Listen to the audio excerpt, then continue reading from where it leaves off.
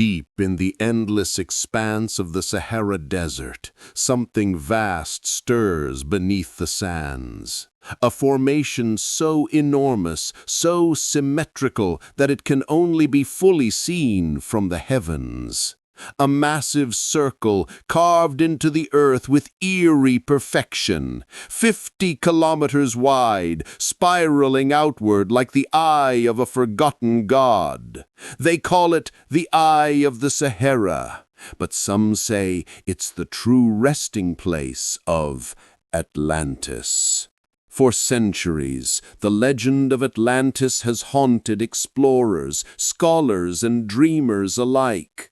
The ancient Greek philosopher Plato described it as a mighty island civilization, a realm of unparalleled beauty, rich in gold, ivory, and power.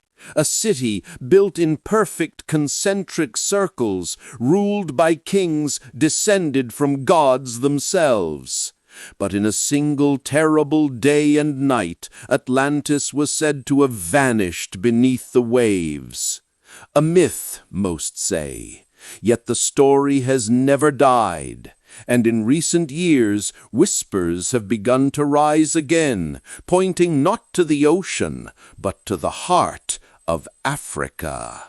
The Richet structure, hidden in the western desert of Mauritania, matches Plato's description in ways that defy coincidence. It has the same circular design, rings of land and water, rising toward a central island. Even the measurements align disturbingly close. Plato described Atlantis as spanning 127 stadia, about 23 kilometers across. The Eye of the Sahara's innermost ring measures nearly the same. Coincidence or evidence? Geologists say the Richet structure formed naturally, the result of erosion and wind and time sculpting ancient rock into a dome that collapsed millions of years ago. Yet even among scientists, questions remain. The symmetry is uncanny. The rings are precise, evenly spaced, as if drawn by the hand of an architect. And what's stranger still, the structure is not random. It sits exactly where Plato's writings said Atlantis would be, beyond the Pillars of Hercules, known today as the Strait of Gibraltar, west of Egypt, deep in the sands of Africa. How could an ancient Greek philosopher, writing over 2,000 years ago, describe in near-perfect detail a geological formation that wouldn't even be known to the modern world until the advent of space photography? Some believe Plato was merely retelling an Egyptian story, one passed down from priests who preserved records of a civilization destroyed by the gods. According to those same accounts, the Egyptians called it the land of the first time, Zep-Tepi, an age when divine beings ruled the earth, teaching humankind the secrets of architecture, science, and the stars. The desert winds sweep endlessly across the Eye of the Sahara, carrying only silence. Yet traces of ancient rivers once flowed here.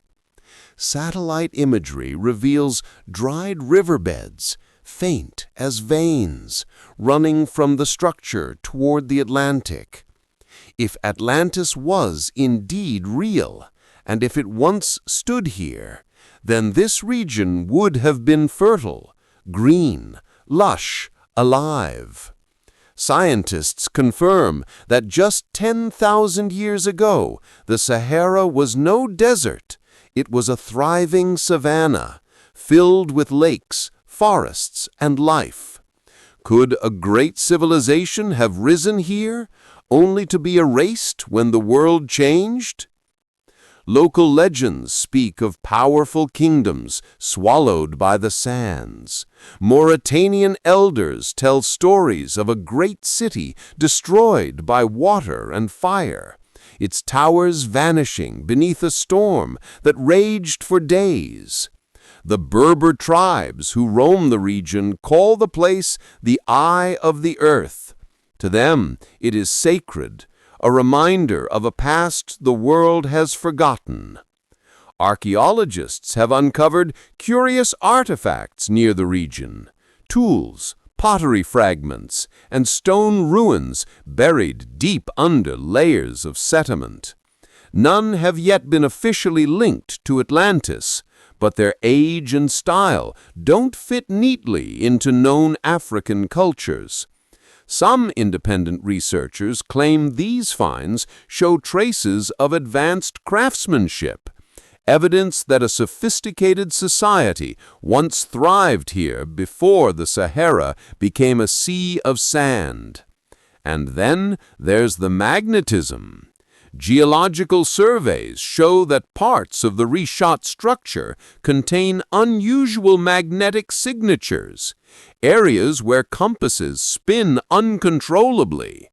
Could this be linked to the energy crystals Plato mentioned, said to power Atlantis's temples and ships? Or is it simply the Earth's natural minerals confusing our instruments? Some explorers believe there is more hidden below. Ground-penetrating radar scans have detected anomalies beneath the surface, voids, patterns, shapes that don't seem entirely natural. Could there be chambers, ruins, or relics buried beneath the dunes? Waiting to be uncovered, the idea ignites imagination, but also caution. Governments have restricted excavation in much of the area, citing environmental concerns. Yet conspiracy theorists whisper that something far older, far stranger lies beneath. Ancient maps add to the mystery. The 16th century Piri Rice map, drawn from sources said to date back thousands of years, shows the African coastline with surprising accuracy.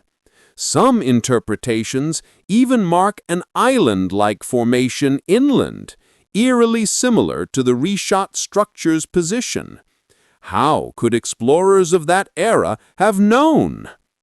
The more we look, the stranger it gets. Plato described mountains to the north of Atlantis. The Atlas Mountains stretch across North Africa. He spoke of an open plain to the south, and south of the reshot structure lies exactly that, a vast flat expanse of desert stretching endlessly toward the horizon. He said the city was destroyed by violent earthquakes and floods. Geological records confirm that North Africa has experienced massive seismic shifts and catastrophic climate change.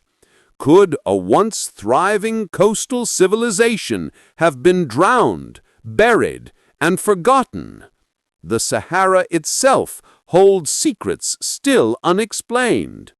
Beneath the dunes lie fossilized rivers, petrified forests, and even ancient whale bones, proof that this was once an oceanic landscape. If the Earth can transform oceans into deserts in a few thousand years, could it not also erase an entire civilization from memory? Mainstream science insists there is no evidence of Atlantis, that the Richet structure is natural, not man-made. And perhaps that's true. Yet the human mind keeps returning to that perfect circle in the desert. Its rings, its scale, its silence. It looks less like an accident of nature and more like a scar, a memory carved into the face of the earth. What if the Eye of the Sahara is not Atlantis itself, but a mark left behind by something greater? a civilization lost long before recorded history, whose memory became myth. What if Plato's story was not a fiction, but a distorted echo passed down through generations, transformed by time and translation, until its origins were forgotten? Some theorists propose that Atlantis was not destroyed all at once, that survivors fled across the continents, seeding the rise of later civilizations in Egypt, Mesopotamia, and even the Americas. If so, could the Eye of the Sahara be the ground zero of humanity's forgotten chapter? Even modern explorers who visit the site describe a strange feeling, as if standing in the center of something ancient, powerful, and sacred. The silence there is unlike any other. The wind seems to whisper across the stone, echoing a memory older than words. A few researchers have pointed out strange linear alignments between the Richat structure and other ancient sites. The pyramids of Giza, the megaliths of Mali, even the stone circles of Senegal. Could these places be remnants of a connected world, an ancient African civilization more advanced than history admits? Ancient Egyptian texts speak of a golden age that began in the West, before the Nile civilization arose. They called that land Ta-Netta, the divine place. To the west of Egypt lies the Sahara. Could this divine place have been the legendary homeland that vanished, Atlantis itself? The idea may sound impossible, but the truth is, our understanding of prehistory is still full of holes. Every year, archaeologists discover ruins older than we ever thought possible. Göbekli Tepe in Turkey, 12,000 years old.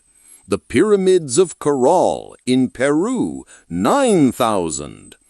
What other lost worlds still sleep beneath our feet? The sands of the Sahara shift constantly, revealing and burying traces of the past. One day, the desert may give up its secrets. Perhaps a storm, a drought, or a satellite scan will uncover what lies beneath the eye of the Sahara. Until then, we can only imagine the stories those stones could tell. Was it once a thriving city of gold and marble, ruled by kings who mastered both science and spirit?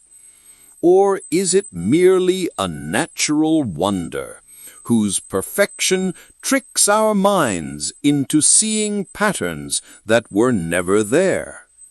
Perhaps both truths exist together, the myth and the geology, intertwined, each reflecting the other. For even if Atlantis never stood here, the idea itself reveals something powerful about humanity. Our longing to remember, to connect, to find meaning in the ruins of time. As the sun sets over Mauritania, the eye of the Sahara glows in shades of gold and crimson, as if the desert itself is alive, watching, remembering. somewhere beneath those endless dunes, the ghosts of a lost world might still sleep, waiting for the day when the wind uncovers their story once more. Could the real Atlantis be hidden here, in the heart of Africa, not beneath the waves, but beneath the sands? The evidence may be buried, but the mystery endures. And perhaps in the silence of the desert, the truth of Atlantis still whispers, carried on the wind across time itself.